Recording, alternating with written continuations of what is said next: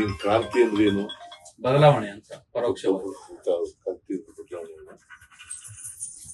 ಯಾಕೆ ಏನಂತ ಬದಲಾವಣೆ ಆಗುತ್ತೆ ಅಂತ ಹೇಳಿದ್ರು? ಹೇಳಪ್ಪ.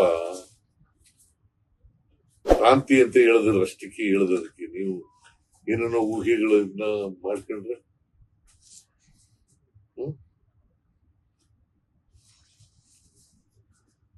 ವಾಟ್ ಈಸ್ ಯುವರ್ ನಿಮ್ಮ ಸ್ಪೆಕ್ಯುಲೇಷನ್ ಏನು?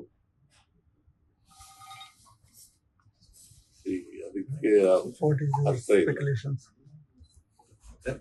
ಯಾರೋ ಒಬ್ರು ಅವ್ರ ವೈಯಕ್ತಿಕವಾಗಿ ಅವ್ರ ಅಭಿಪ್ರಾಯ ಹೇಳಿದ್ರೆ ಅದಕ್ಕೆ ನಾವು ಪಕ್ಷದ ಡಿಸಿಷನ್ ಅದು ಪಾರ್ಟಿ ಡಿಸಿಷನ್.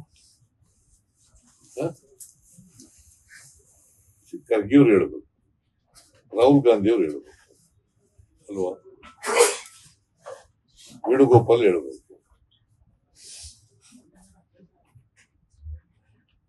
ಮತ್ತೆ ಸುರ್ಜೇವಾಲಾ ಅವರು ಬಹಳ ಸ್ಪಷ್ಟವಾಗಿ ಹೇಳಿದ್ದಾರೆ, ಲೀಡರ್ಶಿಪ್ ಪ್ರಶ್ನೆ ಇಲ್ವೇ ಇಲ್ಲ ಅಂತ ಹೇಳಿದ್ದಾರೆ, ಚರ್ಚೆ ಇಲ್ವೇ ಇಲ್ಲ ಅಂತ.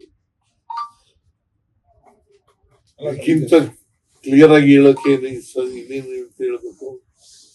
ಅಲ್ಲ, ಈಗ ಸುರ್ಜೇವಾಲಾ ಅವರು ಡೆಲ್ಲಿಯಿಂದ ಬೆಂಗಳೂರಿಗೆ ಬಂದು ಶಾಸಕರನ್ನ ಕರೆದು ಅಭಿಪ್ರಾಯ ಪಡಿತಾ ಇದ್ದಾರೆ ಸರ್.